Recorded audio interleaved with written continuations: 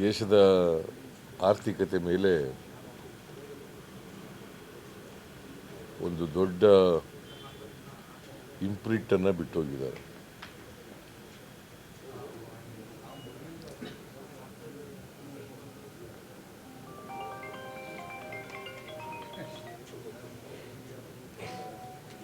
ಇವತ್ತು ಅವರ ಬದುಕು ಮತ್ತು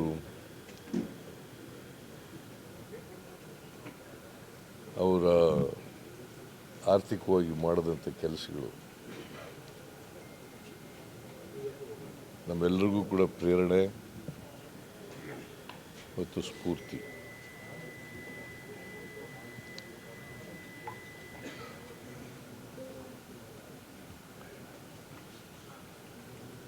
ಯಾವತ್ತೂ ಕೂಡ ಪ್ರಧಾನಮಂತ್ರಿ ಆಗಿದ್ದೀನಿ ಅಂತೇಳಿ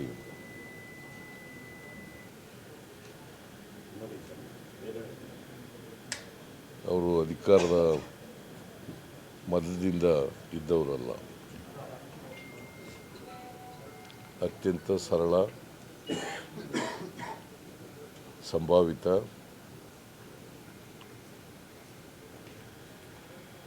ಮತ್ತು ಪ್ರಾಮಾಣಿಕ ರಾಜಕಾರಣಿ.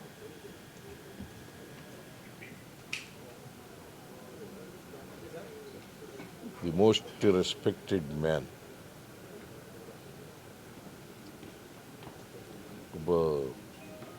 ಒಂದು ರೀತಿ ಗೌರವ, ರಾಜಕೀಯದಲ್ಲಿ ಗೌರವದಿಂದ ಬದುಕ್ತಂಥ ವ್ಯಕ್ತಿ.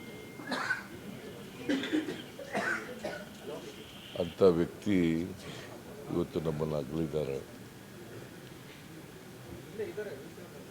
ಅವರ ಸಾವಿನಿಂದ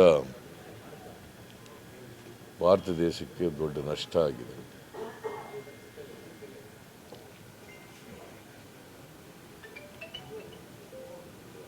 ಅವರ ಸಾವಿನ ದುಃಖವನ್ನು ಭರಿಸ್ತಕ್ಕಂಥ ಶಕ್ತಿ ಕೊಡಲಿ ಅಂಥೇಳಿ ಅವರ ಕುಟುಂಬ ವರ್ಗದವರಿಗೆ ಪ್ರಾರ್ಥನೆ ಮಾಡ್ತೇನೆ. ಮತ್ತು ಅವರ ಎಲ್ಲ ಸ್ನೇಹಿತರು, ಅಭಿಮಾನಿಗಳು, ಅವರೆಲ್ಲರಿಗೂ ಕೂಡ ಸಾವಿನ ದುಃಖವನ್ನು ಭರಿಸ್ತಕ್ಕಂಥ ಶಕ್ತಿ ಕೊಡಲಿ ಅಂತೇಳಿ ಪ್ರಾರ್ಥನೆ.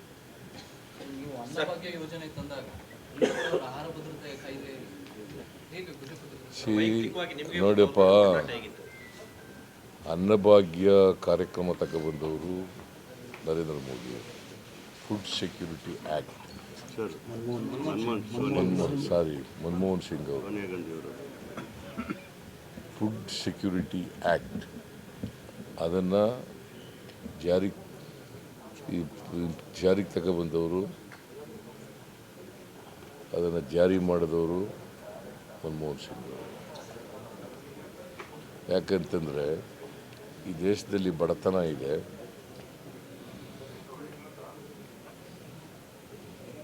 ಅದರಿಂದ ಎಲ್ರಿಗೂ ಕಡಿಮೆ ದರದಲ್ಲಿ ಆಹಾರ ಸಿಕ್ಕಬೇಕು ಅಂತೇಳಿ, 3 ರೂಪಾಯಿಗೆ ಸಿಕ್ಕಬೇಕು ಅಂತೇಳಿ ಇಡೀ ಬಡವರು, ದೇಶದ ಬಡವರು 3 ರೂಪಾಯಿಗೆ ಸಿಕ್ಕಬೇಕು ಅಂತೇಳಿ ಕಾನೂನು ಮಾಡಿದವರು. ಅದಕ್ಕೆ ಮೊದಲು ಈ ಕಾನೂನು ಇರಲಿಲ್ಲ.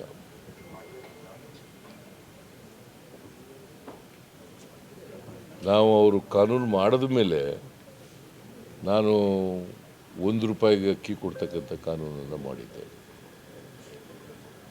ಬಡವರಿಗೆಲ್ಲ, BPL ಕಾರ್ಡ್ ಹೋಲ್ಡರ್ಸ್ಗೆ 1 ರೂಪಾಯಿಗೆ ಅಕ್ಕಿ ಕೊಡಬೇಕು. ಆಮೇಲೆ ಅದನ್ನು 1 ರೂಪಾಯಿನೂ ತೆಗೆದಾಕಿ ಫ್ರೀಯಾಗಿ ಕೊಡಬೇಕು, 5 kg ಅಂತ ಮಾಡಿ, ಅದ ನಂತರ 7 kg ಕೊಡಬೇಕು ಅಂತ ಮಾಡಿದ್ರು. ಇವತ್ತು ಏನು ಮನಮೋಹನ್ ಸಿಂಗ್ರವರು, ನರೇಂದ್ರ ಮೋದಿಯವರು ಆಹಾರ ಕೊಡ್ತಾ ಇದ್ದಾರೆ, 5 kg ಅಕ್ಕಿಯನ್ನು ಕೊಡ್ತಾ ಇದ್ದಾರಲ್ಲ, ಅದು ಕೊಡಲಿಕ್ಕೆ ಕಾರಣಕರ್ತರು ಮನಮೋಹನ್ ಸಿಂಗ್. ನಾನು ಕೊಡಲಿಕ್ಕೆ ಕಾರಣಕರ್ತರು Manmohan Singh. Food security act ಇಲ್ಲದೆ ಕೊಡಲಿಕ್ಕೆ ಆಗ್ತದೆ. ಸೊ ಅವರು ಈ ದೇಶದ ಬಡವರು, ನಿರುದ್ಯೋಗಿಗಳು ಅವರನ್ನು ಗಮನದಲ್ಲಿಟ್ಟುಕೊಂಡು ಅವರ 10 ವರ್ಷಗಳ ಅವಧಿಯಲ್ಲಿ ಕಾರ್ಯಕ್ರಮವನ್ನು ರೂಪಿಸಿದರು. ಸರ್, ನಿಮ್ಮ ಮತ್ತು ಅವರ ನಡುವಿನ ಒಡನಾಟ ಹೇಗಿತ್ತು ಸರ್? ವೈಯಕ್ತಿಕ ಚೆನ್ನಾಗಿತ್ತು. ಅವರು ಪ್ರಧಾನಮಂತ್ರಿ ಆಗಿದ್ದಾಗ ಒಂದು 2-3 ಸಾರಿ ಭೇಟಿ ಮಾಡಿದ್ದೆ. ಆಮೇಲೆ ನಾನು ಮುಖ್ಯಮಂತ್ರಿ ಆದಾಗಲೂ ಕೂಡ ಅವ್ರು ಪ್ರಧಾನಮಂತ್ರಿ ಆಗಿದ್ದರು. ಯಾಕಂದರೆ ನಾನು 2013ರಲ್ಲಿ ಮುಖ್ಯಮಂತ್ರಿ ಆದೆ. ಅವರು 2014ರವರೆಗೂ ಪ್ರಧಾನಮಂತ್ರಿ ಆಗಿದ್ದರು.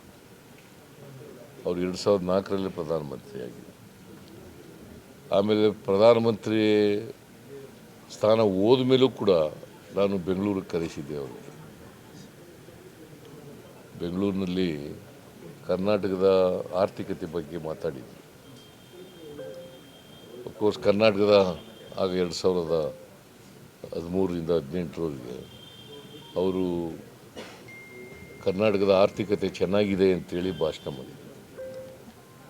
ಒಬ್ಬ ಆರ್ಥಿಕ ತಜ್ಞ, ಶ್ರೇಷ್ಠ ಆರ್ಥಿಕ ತಜ್ಞ, ಕರ್ನಾಟಕದ ಆರ್ಥಿಕತೆ ಚೆನ್ನಾಗಿದೆ, ಅವ್ರ ಕಾರ್ಯಕ್ರಮಗಳು ಚೆನ್ನಾಗಿವೆ ರಾಜ್ಯ ಸರ್ಕಾರದ್ದು ಅಂತೇಳಿ ಅವತ್ತು ಅವರು ಭಾಷಣದಲ್ಲಿ ಹೇಳಿದರು. ಹೆಚ್ಚಿನ ವಿಡಿಯೋಗಳಿಗೆ ಪ್ರತಿಧ್ವನಿ ಯೂಟ್ಯೂಬ್ ಚಾನೆಲ್ ಸಬ್ಸ್ಕ್ರೈಬ್ ಮಾಡಿ, ಬೆಲ್ ಐಕಾನ್ ಕ್ಲಿಕ್ ಮಾಡಿ.